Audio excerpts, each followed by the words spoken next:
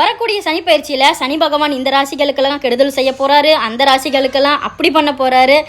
சூதானமாக இருங்க, வண்டியில் போகும்போது பத்திரமா இருங்க, காசை பத்திரமா வச்சுக்கோங்க, சேவிங்ஸ் பண்ணிக்கோங்க, உங்களுக்கு நேரம் சரியில்லை அப்படின்லாம் நிறைய ஜோதிடர்கள்லாம் பயமுறுத்துகிறாங்க. உண்மையாலுமே ஒரே விஷயந்தாங்க.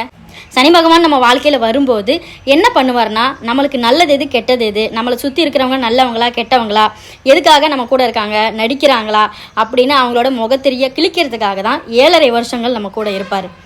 அப்போ நமக்கு தெரியும் இவங்க நம்மளுக்காக நல்லது செய்கிறதுக்காக இருக்காங்களா அப்படின்னு. நம்ம ஒருத்தர் ரொம்ப நம்பியிருப்போம், ஆனால் அவங்க தான் நமக்கு முதுகில் குத்துவாங்க. ஸோ நம்மளோட வாழ்க்கையை வழி நடத்தி நமக்கு எது சரி எது தப்பு அப்படிங்கிறத கரெக்டாக நீதியாக நமக்கு கொடுத்துட்டு போவார்.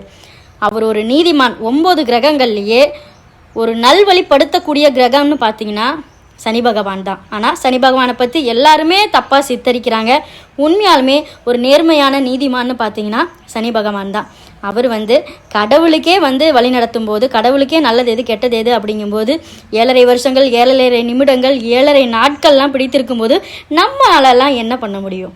ஸோ அவர் நம்மளை நல்வழிப்படுத்துறாரு அப்படிங்கும்போது அதனால் வரக்கூடிய இன்னல்கள் அனைத்துமே நாம் தான் அனுபவிக்கணுமே தவிர இந்த மாதிரி சொல்லிக்கிட்டே இருக்கிறதுனால ஒன்றுமே நடக்க போகிறதில்ல. ஸோ அவரை வழிபடுங்க, கண்டிப்பாக நல்லதே நடத்தி கொடுப்பாரு. எப்பயுமே நெகட்டிவாக யோசிக்காமல் பாசிட்டிவாக யோசிக்க ஆரம்பிங்க. அப்போ தான் நம்மளும் நல்லா இருப்போம், நம்மளை சுற்றி இருக்கிறவங்களையும் நல்லா வச்சுப்போம்.